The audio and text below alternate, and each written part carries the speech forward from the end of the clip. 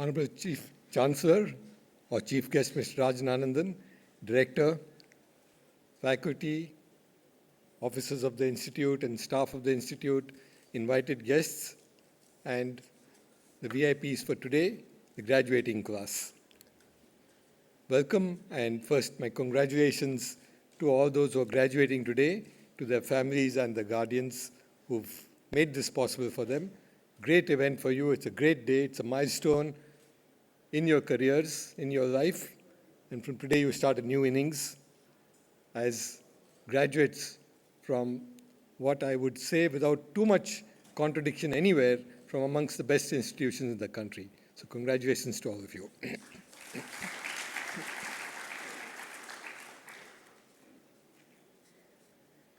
As you all know, this is a landmark for the Institute also. It's 10 years of the Institute. It's 10 years since we started off, as the director just mentioned, in one room in Dwarka, which seemed so distant, so long away, so different from this place that it's difficult to believe that it was but 10 years ago, which in the life of an institution is nothing. I think we have made a lot of leeway since then. We have moved in a big way and moved fast. And I must say that the huge part of that credit goes to the director, Professor Pankaj Jalote.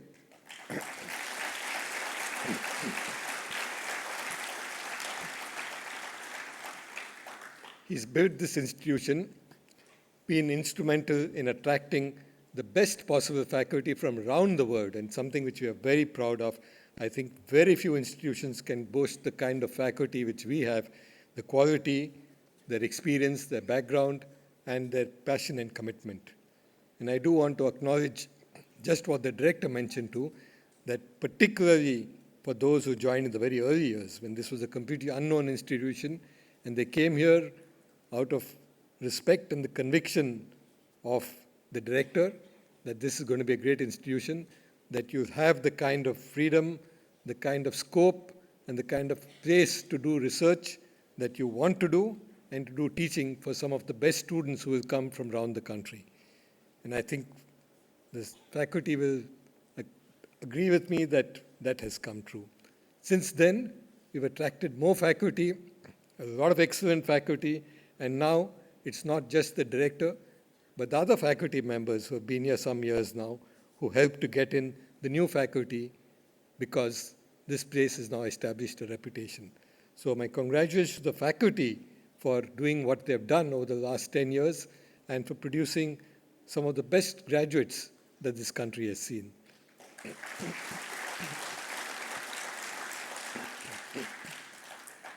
In these 10 years, we have built a lot of infrastructure. The physical infrastructure is there, which all of you can see and is visible. And this building, as other buildings were inaugurated just a few days ago, which is leading to the completion of phase 3, which will enable us to move from phase 1 to phase 3, which is almost a tripling of capacity between the two. From about 1,000, which we had at the end of phase 1, we've moved to 3,000 students. So it's going to be something which is big. But that's only the physical infrastructure. In institutions like this, what is more important is what you might call the soft infrastructure. The faculty, the courses, the atmosphere, the culture, how you teach. What you teach may be similar, but how you teach, how people learn, what are the chances for interacting and learning and innovating and doing things which you always wanted to do but couldn't. And I think that is a task that's ongoing. With the end of phase 2, the physical infrastructure on this campus at least is pretty much complete. But the task of continuing to build the rest of the infrastructure, the intellectual infrastructure, the social infrastructure of the Institute is ongoing, and that's a task that will not end, and that's a task where there are big challenges. That is what makes the difference between being where we might have been a few years ago, not very well known, hardly known in fact, to being in the top 200 at least in BRICS. In the next few years, the challenge is not just to get that ranking up and be in other rankings. Rankings are important, and doubtless they're indicative of where we are. But more importantly, to contribute in major ways to the tasks and agenda which we have set for ourselves, which is to do top quality research in cutting edge areas, to produce the best possible students who go out and become great engineers, become great managers, become great researchers, and some of whom may become great faculty in years to come. I think these tasks are ongoing and will continue. You know, both in their own ways, the director and our Honorable Chancellor have given you some thoughts to think about and advice. And I will, this time round, which I normally do the same to, not give you advice, but just share 2 or 3 thoughts with the graduating students as I see them from the perspective of someone who's been around long and seen the changes that have happened, not just in technology, which has been tremendously exciting, but also in the world at large, the context. And I think just 2 or 3 things which I want to share with you. First, and this is in a way reiterating what the Chancellor said in a slightly different way, I think it's very important to enjoy what you do. All of you have got jobs and decided what you want to do, whether it's taking up a full-time job or becoming a researcher or pursuing further studies. It's critical that you enjoy what you do, because only then will you do well. It's critical that you must be heart and soul into what you do. But more important for me is that you must do what you enjoy. And there I echo what the Chancellor said. What you enjoy doing may not necessarily be what you are going to do in the next year or 2 in your job or your research. I hope it is, because you made the right choices. But if you find it isn't, my thought to you, not my advice, my thought, because many people will say it's not the best thing to do, is to then rethink. Press the pause button, as the Chancellor put it so well, and see what is it that you will enjoy doing. Because if you do what you enjoy, you will necessarily enjoy what you do, but more importantly, you will be doing something in which you bring passion. And to me, there's a second thought I want to share with you, that passion in what you do is key. If you don't have passion, you might become an efficient engineer, an efficient manager, a good researcher, but you'll never excel. To excel, if you look at people around the world, whether it's leaders, whether it's people who have done great research, whether it's a Nobel Prize winner, they necessarily have passion about what they're doing. And without that passion, things are not going to work. You see this particularly in the case of entrepreneurs, and as every, as I said, Entrepreneurship 101 will tell you that you must have fire in the belly, which is all about passion in being an entrepreneur. And that's true across the board. It's not just for entrepreneurs. Bring passion to what you do, and that will happen only if you do what you enjoy doing. So keep that in mind as you move ahead. The third thought I want to share with you is that, all of us want to make our lives better. Who doesn't? It's very appropriate, it's correct. We come from different kinds of backgrounds. Each one has their own aspirations for themselves and their family. So you certainly want to make your life better, and that's something which you must keep doing. But equally, I would say more important, especially as you go ahead, you will see that is as, if not more satisfying, to not only make your life better, but to keep count of how many other lives you have made better. And that's something you can do irrespective of what you're doing. You might be an entrepreneur, you might be a teacher, you might be a corporate executive, you might be just doing something on your own, writing. How many lives do you make better? To me, that's a very important metric as you go ahead. So certainly make your own lives better, but can you make the lives of others better? Just a thought to leave with you to say, is that something that will give you satisfaction? And I can tell you from my experience that few things can give you greater satisfaction than to do that. Even if you don't make your own life very much better, if you can make the lives of others better, you will sleep at night feeling very satisfied, very happy. And I think happiness is extremely important for us. Final thought to share, and again, I echo what both the director said in terms of where things are going and what the Chancellor said. We have moved towards an age of individualization. Everything from the devices on which you use your information to a lot of the social things today have become individualized. Lots of good things about this individualization. It recognizes that each one of us is different, that each one of us has his or her own thoughts, approaches, way we live, what we do, how we look. And I think it's important for us. It's a much broader concept to saying, how is it that we look at and respect the diversity amongst others in our society and in the world? Extremely important. And that individualization, therefore, is something to be respected and looked at in a positive way. But if we were to stop only at individualization, I think we lose a lot. There is a lot of things for which community, togetherness is important. And this is not, theoretical or do-goodism. As you work in real life, you will see that working in a team is critical. Whether you're doing research or working in a corporate entity, you will find that teamwork has become not less, but more important in today's world. Just as we have moved to individualization, the team has become more important. More and more teams are not just in one discipline, but they're across disciplines. And necessarily in today's world, they're not just across disciplines, they're across nationality, they're across countries. Lots of the barriers, the differences that existed are subsumed in a team. And so while individualization in a different sense is critically important, working together, working in a team is important. And that takes you to the broader concept of looking at community. What is it that you need to do that enables you to be part of a community, which means sensitivity to others, sensitivity to the needs and wants of what others around you do, and some sense of responsibility to say, hey, if I'm part of this community, what is it that I can do to make that community better? And I think these are all parts of what derives from an essential element of saying teamwork for the work you do. And this, therefore, is important too, that sense of community.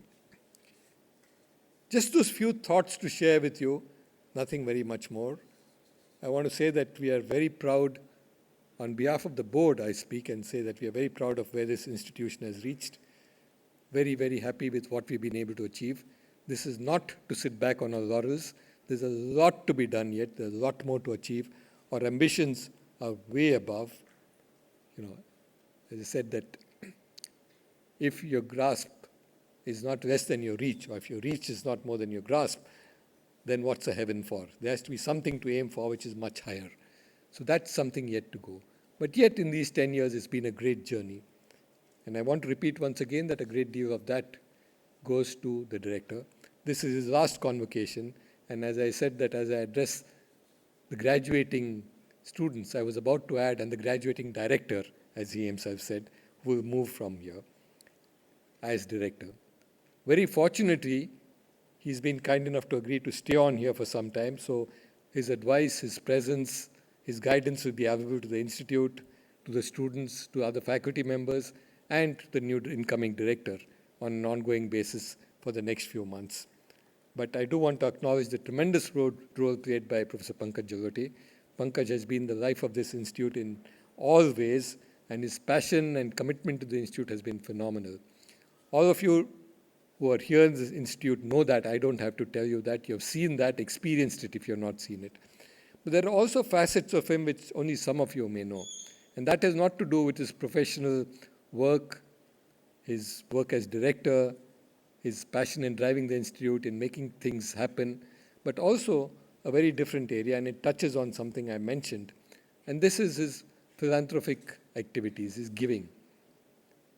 And I think that's phenomenal. Some of you know about it. I don't want to embarrass him by speaking more about it.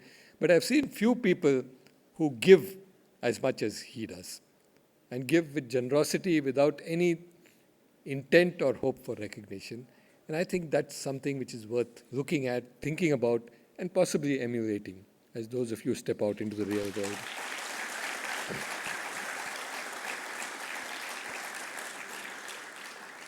So Pankaj, thank you very much for all you have done for this institute for 10 years. And we know you'll continue to be here to help us. And even beyond that, when you're on your sabbatical, I know we can always call on you. As they say, you might leave the IIIT, as all the graduating students are, but IIIT will not leave you. And that's not just for Pankaj, that applies to each one of you who are graduating today. We will not leave you. We will continue to tap you, to draw on you, and to see how you can help us and contribute. And I'm absolutely sure that you will do that most willingly and happily. You're part of the family now, those of you who are graduating today, and not only are you necessarily and obviously welcome back here, but we hope that as part of the family, you will continue to look at us as how you can contribute to help us back. And any ways the Institute can help you, we are here, as you know. We are just, as they say, a phone call away. So right here, come back. So congratulations once again to graduating students. Congratulations to their parents and to the faculty and staff of the Institute for producing such an excellent batch. Thank you all very much.